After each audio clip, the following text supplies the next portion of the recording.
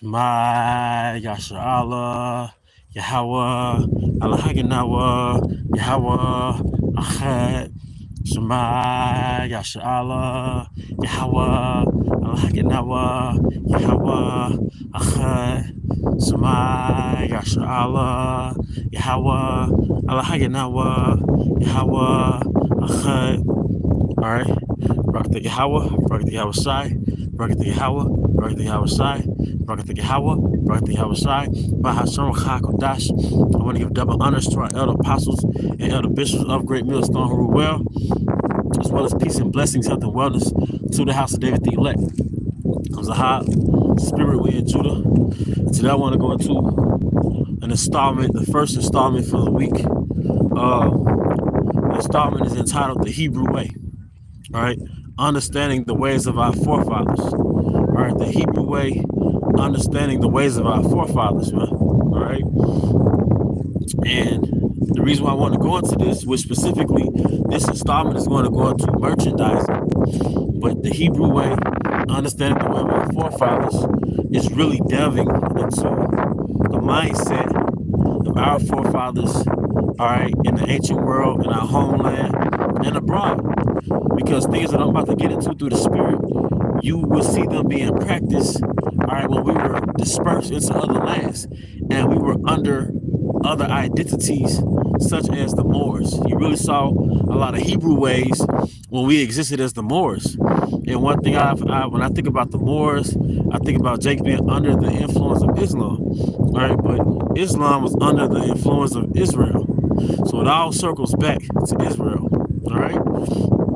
And when it comes to being discontinued from our heritage, we see other nations practice our customs and prosper, and we just attributed that to the way of the heathen, not giving consideration that they got their customs from us, right? Because if you want to excel at anything, you just study the Israelites, all right? So the Israelites, our brand, our thing, so to speak, was our religion. All right, our thing, our identity on earth was really our 613 laws, statutes, and commandments, which made us a world within ourselves, and it gave us a brand of being a very religious people, basically the Israel of God, as it says in the scriptures, the Israel of Yahweh, right?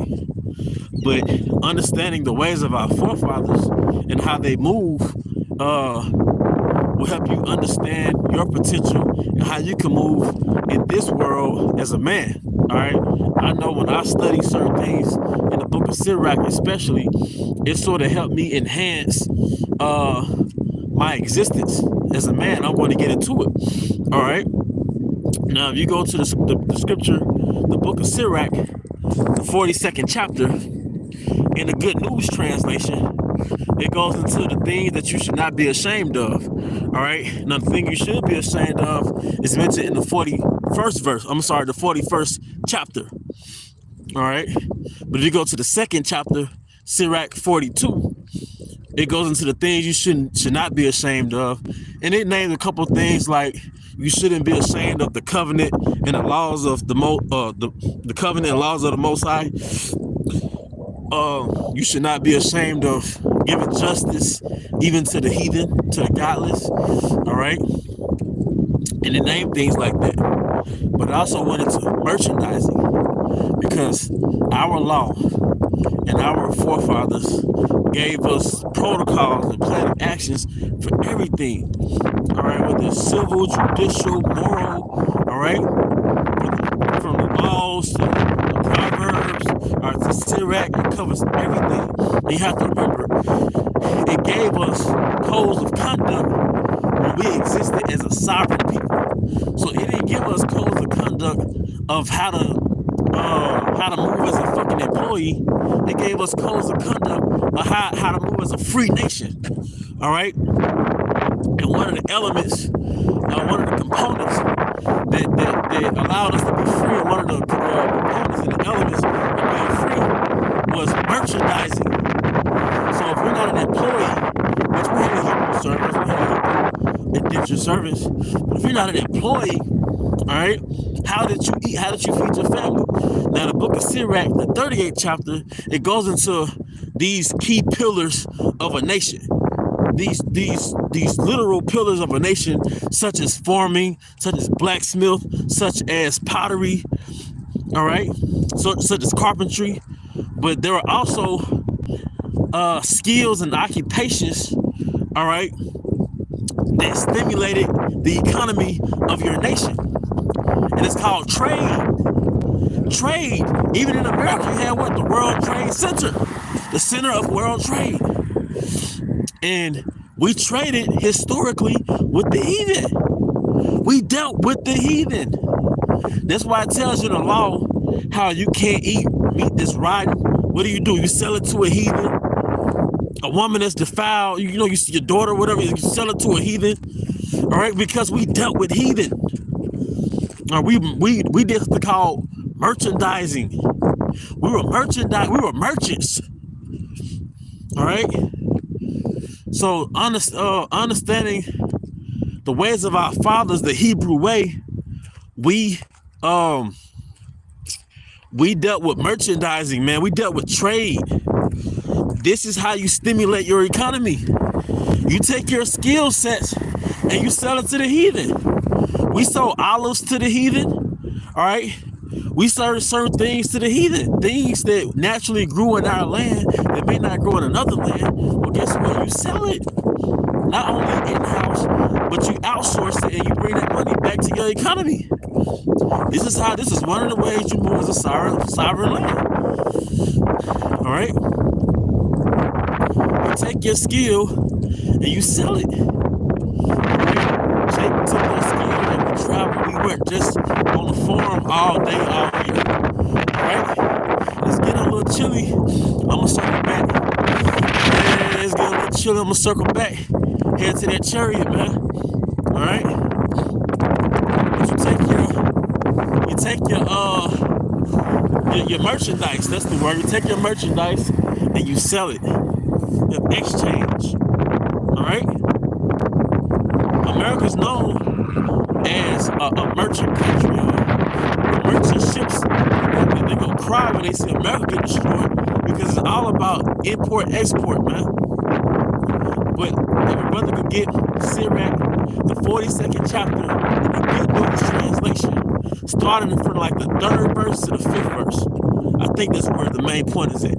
Sirach, the 42nd chapter, the Good News translation, GNT. From the 3rd verse to around the 5th verse, so we can get into it. All right, showing you how we moved, and the pictures of Moors keep popping up in my mind. It's Jake under the influence of Islam. Those Moors was the businessmen. They were merchants. I know you saw that picture of Jake examining that concubine. I think she was butt naked. He was kind of like examining her, like this is a gift, or this is something that he might have purchased. He might have Amazon Prime the female, the ancient world version of Amazon Prime. So he examining his product, man. That's how we move, man. You see? It's the way that you move when you're in a sovereign land, all right? See, the scriptures don't show us how to move as employees because it wasn't intended for us to move as an employee for a heathen. It's the punishment. Right? So and something that was brought out, me and the brother Ayash Amath, all right, GMS Kingdom Man, was talking about our forefathers always had substance, but we just weren't assholes about it. Going back to the patriarchs, Abraham, Isaac, Jacob, Laban, all right, going back to Job, these are also devout men. All right, but the Most High gave them substance, man. It tells you another way of our forefathers. We can get into it maybe in another installment. But it was an inheritance. Having set it up, it said a man will set up an inheritance for his children's children. All right? So then they call that generational wealth. But my brother can't get it. I just roughly paraphrase it. GNT, Sirach42, around the 3rd verse. It tells you that you should not be ashamed of splitting the bill with your traveling friend, your business companion, or more traveling friend. Like I said, I'm roughly paraphrasing it, but it expounds on it more clearer in a good news translation. And why did the scripture speak about your traveling companion? Because we traveled, man. We traveled. We might have sold our resources and came back with a profit, or you might have traveled with a companion, the purchase, and bring your resources back to your house. You know? You see? Then it says, and this is what I really wanted to get into, Sirach42 around the 5th verse. It says you shouldn't be ashamed of making a profit, small or little. Because a lot of us feel like, well, if I create a product, then you know, people gonna look at me funny if I try to sell it, you know, or I try to, sell it to the occupant or whatever. You might feel guilty. Like, nah, man, just sell it. We give gifts to each other, but this is part of our group economics, man. We're gonna have to depend on each other soon. You know, stop. I have a job. I work at 9 to 5, but on the side, brothers who have the capability and the hobby, you should start considering merchandising your hobby, even if it brings just a couple coins, man. But that's how our forefathers thought, man.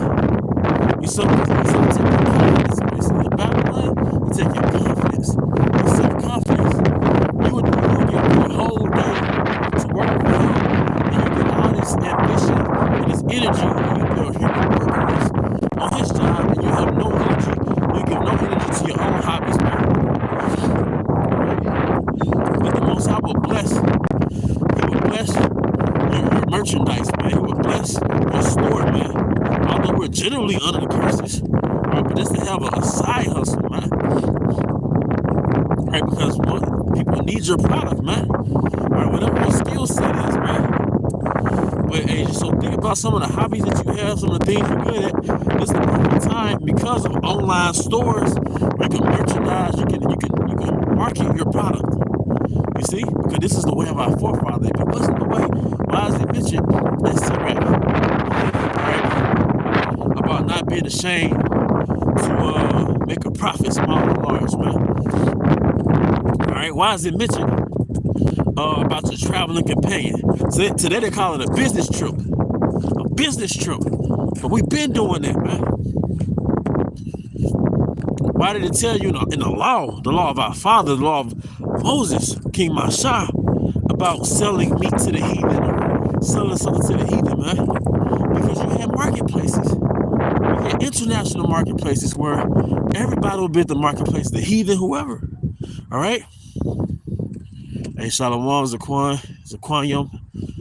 Akim, Akwa, who are tuning in to this live stream, man. All right? But brothers are merchants.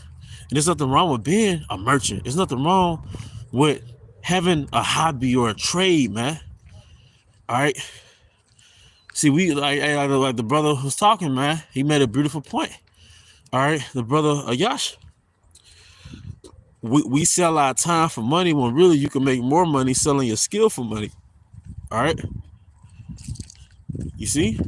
So whatever hobby, we're not saying go back to school for 8 years, 4 years, but there's so many things you can learn or you already know.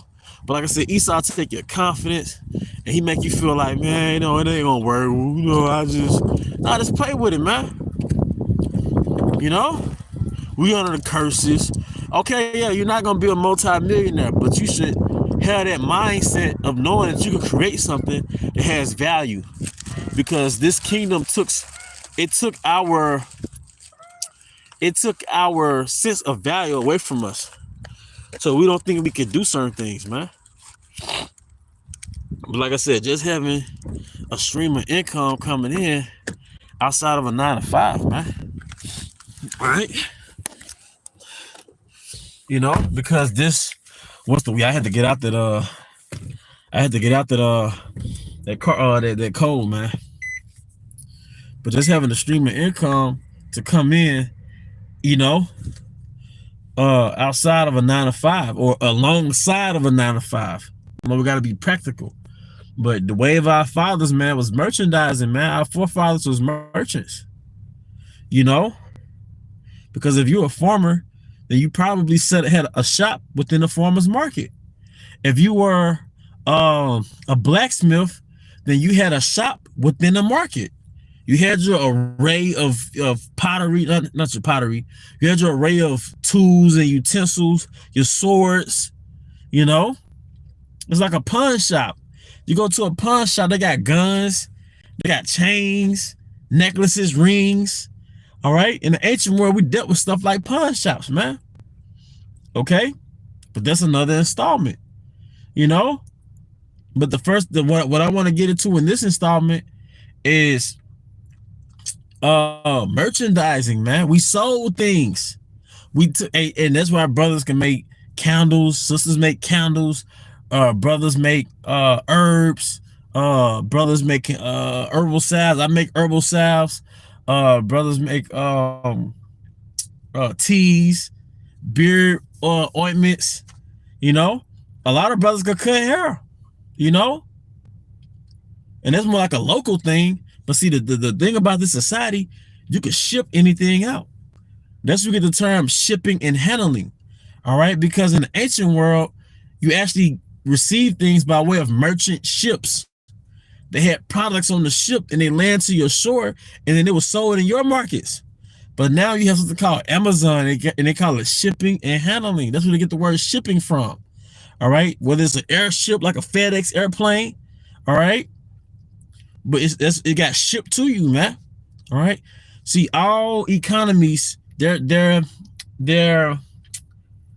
bloodstream, so to speak, was commerce. Whether it's America, whether it's the ancient world, their bloodstream, their circle, their currency that flowed throughout the country was trade, their commerce. That's why so many people are truck drivers. That's the truck driving is the bloodstream of the economy, because you're shipping products to and fro throughout America. Right? That's why it tells you when America gets destroyed, the merchant ships, the sailors, they're gonna cry. The country's gonna cry. The merchant ships gonna stand afar off. Barter system. All right. It's a barter system, but like I said, I'm gonna get into that with another installment of this, because I plan on having maybe 5 installments. But that's right, brother, a barter system, because we're gonna have to depend on each other really outside the dollar, man. So yeah, you can sell things to each other, but soon we're just gonna trade. You know, the brother that your camp needs an herbal apothecary. So I'm hoping that every brother got a camp herbalist. All right, I'm hoping that every camp got certain specialists within the camp, man. And we gotta start to transition out of associating with outsourcing or buying out. We got to start transitioning from associating from buying out when it's certain brothers that have those abilities, man. Maybe a week in advance, you could congregate amongst each other and start a catering business or catering service specifically for the brothers. So instead of going to a restaurant and spending $200-$300, you know, $400-$500, $600-$700 at a restaurant, all right, y'all can say, okay, we gonna pay this brother a week in advance to set up food for the brothers for the weekend. All the brothers, they might put in money for like a house, like an Airbnb type house. And brothers might pay a monthly stipend, a monthly or a weekly stipend for this particular house. All right. But along with their house, like I said, brothers can invest in a bar. Instead of going out and drinking or going out and buying liquor all the time, brothers can invest in their own bar and buy the liquor in bulk. All right. Brothers can, like I said, discuss whatever brother is that natural good cook. We put the money behind him. We can have our own low-key restaurant type style, you know, bar grill type style. It's easy. It's easy. It's easy in the sense that it's feasible. It can be done. It's not like rocket science. You can put the money behind a brother that you want to make food for that particular weekend. all right, and put the money behind building up a liquor inventory, so to speak. All right, we have a world within ourselves, man, because the Jerusalem is in every camp is like a Jerusalem in itself. It's a world within itself, and it's like the heathen. All right, the heathen, they have their own Oriental shops. They have their Chinatown, their Korean town, their Little Italy. All right, they group economics. All right, but that's right, brother. Group economics, man. So that's how we have to think, man. But we have to learn. Hey, it is beautiful. Proverbs 18:16. A man's gift maketh room for him and bringeth him before great men. All right. So you could be a man of the Lord and a merchant, man. It'd behoove you to learn things about a car. If we have a camp mechanic, we winning. You got a camp barber, we winning. Pay him. You know? So we have to stop ignoring each other's talents and start leaning on each other's brothers' talents, man, and supporting each other. All right. And it's not a get rich, it's just putting, keeping the money within ourselves. But also think about your own talents, man. And start being consistent and persistent, because I know we got these full-time jobs and we'll start on the project, then get distracted. I know I have, but just being more persistent, man. All right. 1 Corinthians 7:31. And they that use this world is not abusing it, for the fashion of this world passes away. Because soon we're going to have to depend on each other. So we might as well make it a custom like we've been doing in the ancient world. But yes, we were merchants, man. All right. We had a trade, and we had we showcased our skills. Brothers, brothers talking about a liquor distillery, right? All right. So a brother can learn how to make moonshine. A brother can learn how to make liquor. Because in our law, it tells you that, after you pay your tax and all that, you could buy liquor. You could buy the strong drinks, man. But somebody made it. It tells you in the book of Genesis, after the flood, Noah grew a vineyard and made wine. So I'm assuming the average Hebrew man, the average Israelite man, he know how to make fig wine. The scripture speak about the blood of the fig, the blood of the pomegranate wine, which is something that's known in Jerusalem, man. Amalek sells that pomegranate, but he act like he made it up, man. Nah, pomegranate wine, fig wine, that's our thing. That's why we knew how to make moonshine when we came to America, man. So a brother can make his own. We got to start tapping into our creativity and not just looking at Esau's power structure like it just magically produce everything. All right. He mass produces, man. But like I said, brothers, if you wanted to, you can learn how to make fermented fruit. They do it in prison. They take the fruit cocktail, let it ferment, they get drunk. Brother can make their own fermented liquor for the camp, brother, and let the camp support them. That's another thing too. All right, we got our tight system, but you can put money behind certain projects, man. There's power in numbers. King Solomon said, study the way of the ant. One of the behaviors of the ant, they know how to fucking work as a group, man. All right. We have a world. See, Jerusalem was a world within itself, man. But the camps, they're a world within itself, you see? So yeah, you got the liquor, you got the herbalists, you got certain things, you got like a catering service. We can have a camp catering service. Because my background, before I came into the knowledge, I used to want to be a businessman, but I threw it all away, in the truth, coming into the truth. But now I think just self-sufficiently, just being self-sufficient, like, nah, I'm pro-Israel. This Israel, GMS. I'm pro-us, So we can start playing with those ideas, because after a while, we're not going to be able to go to a bar anyway.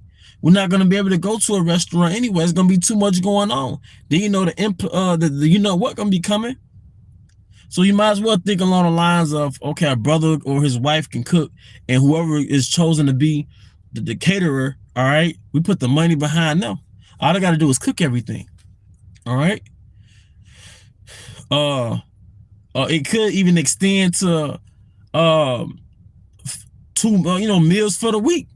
Like how you have, because there are people who they meal prep for business, so they meal prep for their clients through the week. So you might order 2 meals for the week, 5 miles for the week, because you don't have time to cook. We could consider all those things. Some might work, some might not, but we got to consider those things, man. All right. But the Hebrew way is being a merchant, merchandising, bargaining, you know, going to antique shops, pawn, like looking for deals, coupons, couponing. That's the Hebrew way. All right, keeping track of certain things. And I know it's hard, but keeping track of certain expenses, keeping a track of having an invoice, that's the Hebrew way, as opposed to just being a fucking consumer working and working for Esau, then giving all your money right back to Esau. So of course he gonna engineer society so he milk everything out of you. He win, you lose. But nah, the Hebrew way is we win, at least to a small degree. All right. So hey, the ways of the Hebrew or the Hebrew way, all right, one of the ways of our forefathers is that our forefathers made merchandise of things, man. All right. If you had so many cattle, you start produce so many cattle, you might have sold some of your cattle. Men were always about business. All right. Even the scripture in Proverbs, was that Proverbs 7 about the adulteress? You have to be frugal in these times. Even the scripture in Proverbs about the adulterous woman. And it said, while the good man is away, the good man was probably out handling business. You see? See, when you homestead, because we were homesteaders. The Hebrews were homesteaders. Our forefathers were homesteaders. So whatever you grew on your acreage, you sold some of those things. That's how you sort of homestead. You see? Whatever you could create within your homestead, then you could sell some of those products. But that's pretty much it. I'm gonna draw this live stream to a closing. But the first installment of the ways of the Hebrew, all right, one of the ways of the Hebrew is merchandising, marketing your hobby. All right, marketing. Hey, the water, how about smile shy? Marketing your hobby, man, and don't feel ashamed for marketing your hobby. I remember when I first started making herbal salves, and a brother was like, "Man, that's your product, man. You can sell it." I was like, "Man, I ain't finna sell my herbs, man." But I wouldn't even look at it like that. But that type of stuff helps, man. Here I am, you too modest, because the scriptures speak about being too fucking modest. All right, you hurt yourself being modest. But you'll work for Esau like a damn animal, man. All right. Nah, you make merchant of your hobbies. You make merchant of your gifts. Whether you sell it to, brothers and sisters, or it might be specifically for GMS, or you just outsource it. But at least you making money off of people, and you bring them back to your house. Or that stream of income ain't gonna hurt nothing. You got brothers who know how to weld. They can weld things and sell it, man.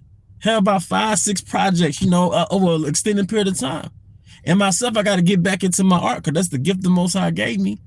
And I can market that, man. Because we're in captivity, that don't mean you got to be 110% dependent on this guy, man. You can have a little freedom here, a little autonomy.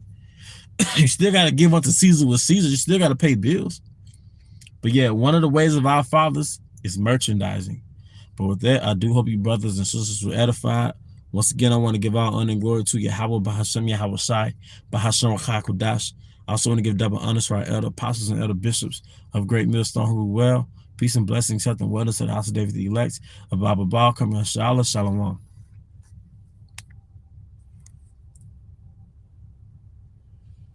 The water to you, brothers. The water Yahweh, Bahashem Yahweh Shai. Shalom, Shalom.